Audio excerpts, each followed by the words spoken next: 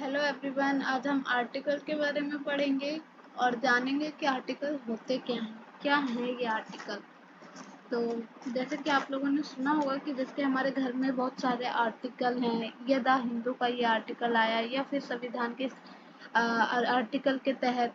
तो यहाँ पर जो आर्टिकल वर्ड यूज हो रहा है, जो आर्टिकल दिखा रहा है ये वर्ड, इसका मीन्स क्या होता है, क्या होता है ये आर्टिकल, मतलब क्या होता है। तो हम यहाँ जब बोलते हैं जैसे कि हमारे घर में बहुत सारे आर्टिकल हैं, तो वहाँ पर आर्टिकल का मतलब हो जाता है सामान। अगर घर की बात हो रही हो तो वहाँ पे आर्टिकल सामान को बोलते हैं।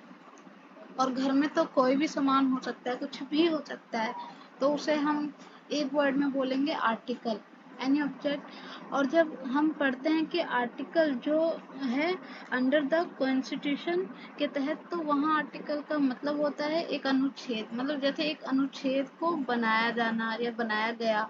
इस तरह जब हम बोलते हैं द हिंदू का आर्टिकल, इसका मतलब वहाँ किसी विशेष किसी अनोखी समस्या, प्रॉब्लम को लेकर के कोई टॉपिक लिखा गया हो या बोला गया हो। तो एक मेन पॉइंट क्या है इसका, आर्टिकल अभी भी वास्तव में आर्टिकल होते क्या हैं। तो article is nothing, it's the part of adjective. जो कि आर्टिकल है जो कुछ भी नहीं है, ये आर्टिकल कुछ भी नहीं है। It's the part of adjective, कि ये जो हमारे एडजेक्टिव होते हैं इनका बस एक पार्ट होता है, एडजेक्टिव का एक बस पार्ट होता है। तो अब हम ये जानेंगे कि एडजेक्टिव होता क्या है, व्हाट इज एडजेक्टिव, क्या होता है ये। तो adjective is a word which used before noun और pronoun, नाउन और प्रनाउन।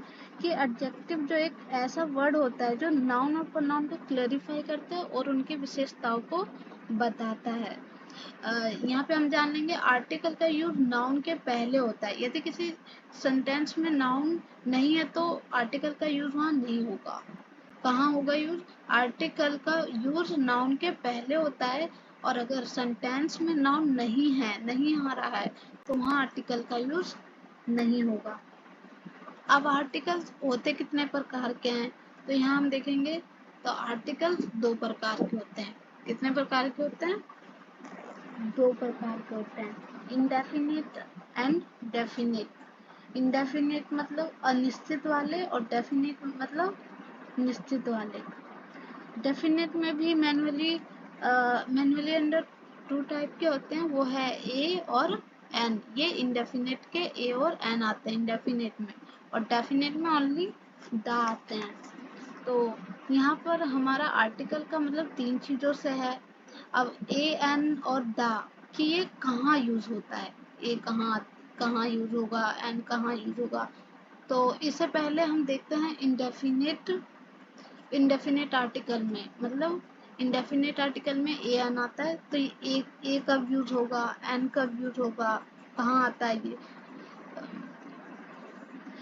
इसे जानने के लिए ज़्यादातर हम अंग्रेजी में वर्णमाला, जो हमारे अंग्रेजी में अल्फ़ाबेट्स होते हैं, तो उसे समझते हैं। तो पहले हम अंग्रेजी के अल्फ़ाबेट्स को ही समझते हैं। जो हमारे वोवेल्स होते हैं, मतलब स्वर, जैसे कि यहाँ आपको दिखा रखा है ए ई आई ओ यू, इनके आगे एन लगते हैं, और कॉन्सोनेंट के आगे ए लगता है। ये हम फर्स्ट क्लास से पढ़ते आ रहे हैं कि वोवेल्स के आगे एन लगता है और कॉन्सोनेंट्स के आगे ए लगता है। बट ये गलत है। क्यों गलत है ये अब मैं आपको बताऊंगी यहाँ इंडेफिनिट आर्टिकल में। तो जो आर्टिकल को समझने का एक मेन तरीका है, क्या है, जो हिंदी वर्णमाला से आता है, जो कि हिंदी में हम उसे बोलते हैं कैसे। तो हमें यहाँ पर हिंदी हिंदी के स्वर याद रखने होते हैं। और हिंदी के स्वर क्या है, आ से लेके आ तक, ये क्या हमारे हिंदी के स्वर हैं, आ से लेके आ तक। और ये हमारा नेक्स्ट है व्यंजन। ये कहाँ से स्टार्ट होते हैं, का से लेके ज्ञा तक, ये क्या कहलाते हैं, व्यंजन। स्वर हमारा आ से लेके आ तक कहलाता है, और व्यंजन हमारा का से लेके ज्ञा तक, ये हमारा व्यंजन कहलाता है। तो होता क्या है, जब किसी वर्ड को हम प्रोनाउंस करते हैं, मतलब बोलते हैं, तब अगर बोलने में पहला शब्द हिंदी वर्णमाला की मतलब आ से लेकर के अह तक इसके बीच में कोई वर्ड आता है तो उसके आगे हम क्या लगाते हैं, एन लगाते हैं। मतलब एन का यूज होता है, कहाँ होता है, हिंदी स्वर्णमाला में एन का यूज होता है। और इसी तरह हिंदी वर्णमाला में और इसी प्रकार जैसे हिंदी वर्णमाला के व्यंजन में, जैसे स्वर में, इसी तरह हिंदी के वर्णमाला व्यंजन में क से लेकर के जो ज्ञ तक होता है तो उसके आगे हम क्या लगाते हैं, ए लगाते हैं।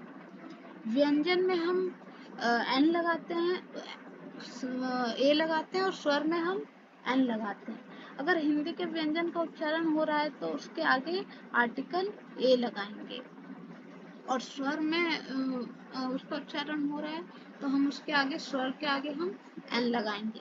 तो एक एग्जाम्पल है, यहाँ दो एग्जाम्पल दे रखे हैं, अम्ब्रेला और दूसरा है यूनिवर्सिटी। तो अम्ब्रेला के आगे क्या लगेगा, क्या यूज होगा, ए लगेगा या एन लगेगा। ये तो यहाँ देखेंगे, यहाँ पर जो अम्ब्रेला है, अम्ब्रेला लिखा है, तो ये जो यू है इसे हम यहाँ पर आ पढ़ेंगे, क्या पढ़ेंगे, यहाँ पर आ बोलेंगे। और जो ये आ है तो ये हिंदी का स्वर है, किसका है, व्यंजन का नहीं है, हिंदी का स्वर है। आ व्यंजन का ही तो अभी हमने पीछे पढ़ा था, आ से लेके आ तक वो स्वर वर्णमाला में आता है, और व्यंजन में क्या आता है, क से लेकर के क्या तक वो व्यंजन वर्णमाला में, व्यंजन हिंदी वर्णमाला में आता है। तो अगर ये हिंदी वर्णमाला का स्वर है तो इसका आर्टिकल क्या होगा, क्या लगेगा, इसमें अम्ब्रेला के आगे क्या लगेगा, ए लगेगा या एन लगेगा। और इसे तो इसमें अम्ब्रेला में यहाँ एन लगेगा, क्योंकि ये स्वर हिंदी वर्णमाला है इसलिए एन लगेगा। अब दूसरा है वर्ड यूनिवर्सिटी, तो अब इसमें ए लगेगा या एन लगेगा। तो अब इसमें कौन सा आर्टिकल लगेगा, तो इसमें ए लगेगा, क्योंकि ये कौन सा वर्णमाला है, व्यंजन हिंदी स्वर्ण वर्णमाला है, व्यंजन हिंदी वर्णमाला है, तो इसमें क्या लगेगा, ए लगेगा। तो ये भी यू से शुरू हो रहा है, लेकिन इसका हम हिंदी में प्रोनाउंस करेंगे तो यहाँ पर यू को हम या बोलेंगे, या मतलब यूनिवर्सिटी। और जो या से यग व्यंजन है, और जब हिंदी वर्णमाला का व्यंजन आएगा, मतलब क से लेके ज्ञ तक इसके बीच का आर्टिकल आ रहा है तो हम ए लगाएंगे। व्यंजन में अगर क से लेके ज्ञ तक के बीच का आर्टिकल आ रहा है तो इसमें हम ए लगाएंगे, तो ये क्या हो जाएगा, ए यूनिवर्सिटी। इसको हम बोलेंगे ए यूनिवर्सिटी। अब यहाँ एक नोट है, ए और एन का यूज सिंगुलर मतलब एक वचन काउंटेबल नाउन के साथ करते हैं। मतलब हमारा जो नाउन है जो सिंगुलर होना चाहिए, और जो मतलब एक वचन होना चाहिए, और जो काउंटेबल होना चाहिए, ताकि उसे गिना जा सके। काउंटेबल को ही गिन सकते हैं हम, वो गिनती में आती है। अनकाउंटेबल होगा तो वो गिनती में नहीं आएगी, इसलिए सिंगुलर होना चाहिए और काउंटेबल होना चाहिए, और तभी ये ए और एन का यूज इसमें करते हैं हम। अब हम आते हैं डेफिनेट आर्टिकल में। तो डेफिनेट आर्टिकल में द आता है। अब यहाँ देखते हैं द कहाँ यूज होता है, तो द सिंपल है, द वही यूज होगा जो किसी फेमस या यूनिक चीजों में लगता है। कोई जैसे कि द दिल्ली, तो कोई प्लेस का नाम हो गया, कोई सिटी का नाम हो गया, कोई यूनिक जगह का नाम हो गया, जैसे द रिवर, द इंडिया। ऐसे में इन सभी में द लगेगा। कहने का मतलब है कि कोई यूनिक चीज में, स्पेशल चीजों में द लगता है। आज के लिए इतना।